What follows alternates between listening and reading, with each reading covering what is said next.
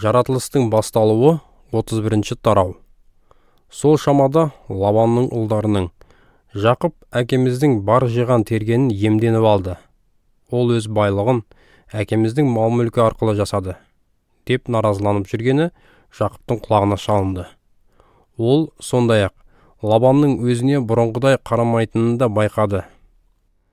Осы кезде жаратқаны Жақыпқа тіл қатып: «Ата-бабаңның еліне, өз жақындарыңа қайт, мен саған жар боламын», деп бұйырды. Жақып Рахила мен Лияны мал жайып жүрген далаға шақыртып алып, оларға былай деді: «Мен әкелеріңнің маған бұрынғыдай қарамайтынын байқап жүрмін. Бірақ әкемнің сыйынатын Құдайы маған жар болып келеді. Менің бар күшіммен әкелеріңе қызмет еткенімді жақсы білесіңдер.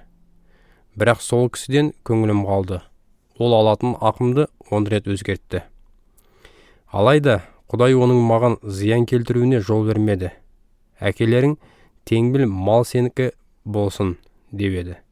Сол-ақ екен, отардағы бүкіл малдар теңбіл қозыларды туды. Ол: «Шұбар малдар сенікі болсын», деп еді. Отардағы бүкіл малдар шұбар қозыларды туды. Осылайша Құдай әкелеріңнің малын одан алып маған берді. Малдардың шағылысар уақыты келгенде түс көрдім. Түсімде ешкілермен шағылысып жүрген текелер теңбіл, ала немесе шұбар екен. Құдайдың періштесі аян етіп: «Жақып», деді. Мен: «Тыңдап тұрмын», деп жауап бердім. Ол маған Құдайдың хабарын жеткізіп: «Басыңды көтеріп қара. Ешкілермен шағылысып жүрген текелердің барлығы шұбар, теңбіл, ала. Өйткені Лабанның саған не істегенінің бәрін көріп жүрмін. Мен саған бетелде көрінген Құдаймын. Сол жерде сен үстіне май құйып, маған бағыштап ескерткіш тас тұрғызып, өзіме мойынсұнуға уәде берген едің. Енді тұрып сапарға дайындал. Бұл жерді тастап, туған еліңе қайт», деді. Сонда Рахила мен Лия Жақыпқа: «Әкеміздің үйінде біздің ешқандай үлесіміз қалған жоқ қой. Ол бізге бөтен адамдарға қарағандай қарайды емес пе? Бізді сатып жіберіп, сол ақшаны түгелдей өзіне жаратты. Шындығында әкеміздің Құдай алып қойған байлығы біздікі, балаларымыздың үлесі. Енді Құдай не айтса, соны істей көріңіз», деп жауап берді. Содан Жақып жолға жиналып, балалары мен әйелдерін түйелерге отырғызды да, өзі солтүстік Месопотамияда тұрғанда тапқан барлық мал-мүлкін алып, әкесі Ысқақ тұрған Қанахан жеріне қарай жолға шықты. Ал Лабан қойларын қырқып жүрген кезде Рахила әкесінің үйіндегі мүсінделген шағын тәңір бейнелерін ұрлап алған еді. Мұның үстіне Жақып өзінің көшіп кететінін айтпай, қайынатасы арамалық Лабанды алдап кетті. Өзіне тиістінің бәрін ала сала қашқан ол Ефрат өзенінен өтіп, Ғилақат тауларына қарай бет алды. 3 күн өткен соң Лабан Жақыптың қашып кеткені туралы естіді. Ол туыстарын ертіп алып, 7 күн бойы суыт жүріп, Жақыпты Ғилақат тауларында қуып жетті. Бірақ түнде Құдай Лабанға түсінде аян беріп: «Сен Жақыпқа не жақсы, не жаман сөз айтудан сақ бол», деп бұйырған болатын. Лабан Жақыпты қуып жеткен кезде ол Ғилақат тауларында шатырларын тігіп қойған еді. Лабан да туыстарымен сол жерге шатырларын тікті. Лабан Жақыпқа былай деп тіл қатты: «Бұл не қылғаның? Мені алдап, қыздарымды соғыста қолға түскен тұтқын сияқты алып кетіпсің. Неге мені алдап, түк айтпастан жасырын түрде қашып кеттің? Мен сені қуана-қуана әңгімен думандатып шығарып салатын едім ғой. Бірақ сен маған өз немерелеріммен қыздарымның беттерінен сүйгізбей алып кетіп, нағыз ақымақтық жасадың. Енді менің сендерге жамандық істеуге де күшім жетуші еді. Бірақ соңғы түні әкеңнің Құдайы маған: «Сен Жақыпқа не жақсы, не жаман сөз айтудан сақ бол», деп аян берді. Жарайды, сен әкеңнің үйін сағынған соң кетіп бара жатырсың. Алайда неліктен менің тәңірлерімді ұрлап алып кеттің?» Жақып оған: «Мен қыздарыңызды тартып әкетерсіз деп қорыққан едім. Ал Тәңір, мүсіндеріңізді кімнен тапсаңыз, сол адам тірі қалмасын. Туыстардың алдында тінту жүргізіңіз. Бізден сізге тиесілі бір нәрсе тауып ала қояр мекенсіз. Егер бір нәрсе тапсаңыз, алыңыз», деді. Рахиланың мүсінделген тәңірлерді ұрлап алғанын Жақып білмейтін. Сонда Лабан Жақыптың, Лияның және екі күңнің шатырларына кіріп, түк таппай, соңында Рахиланың шатырына кірді. Рахила болса, сол шағын тәңір мүсіндерін алып, түйесінің қомының астына тығып, өзі қомның үстіне отырып алған еді. Сондықтан Лабан бүкіл шатырдың ішін ақтарса да, түк таппады.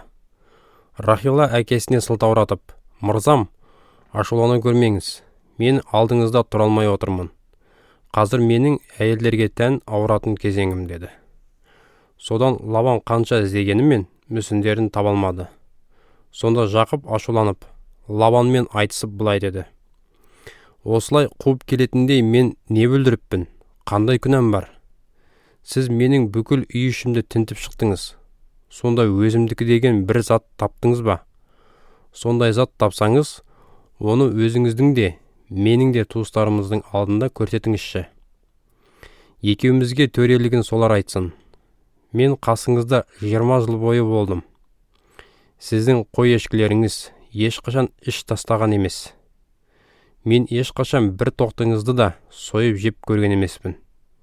Сізге ешқашан жыртқыш аңдар талап тастаған қойларды әкелген емеспін. Қайта олардың орнын өзім толтыруға тиісті болдым. Малдар мейлі күндіз, мейлі түнде ұрлансын, сіз оларды маған төреттірдіңіз. Күндіз ыстықта, түнде суықта жүріп, ұйқы көрмедім. Осылайша үйіңізде 20 жыл жүрдім. 14 жыл бойы қыздарыңыз үшін, 6 жыл малдарыңыз үшін қызмет істедім. Ал өзіңіз менің жалақымды 10 рет өзгерттіңіз. Егер атамның құдайы, яғни Ыбырайым, сыйынатын құдай, Ысқақтың үрейлі қорғаушысы, маған жар болмағанда, сіз мені құр қол қоя берер едіңіз.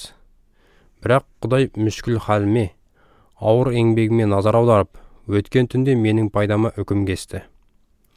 Ал Лабанның жауабы мынау болды: «Әйелдер менің қыздарым, балалар да менікі, малдар да менің малым. Сен көріп тұрғанның бәрі менікі. Алайда мына қыздарым, мен олардың туған балалар үшін енді не істей аламын?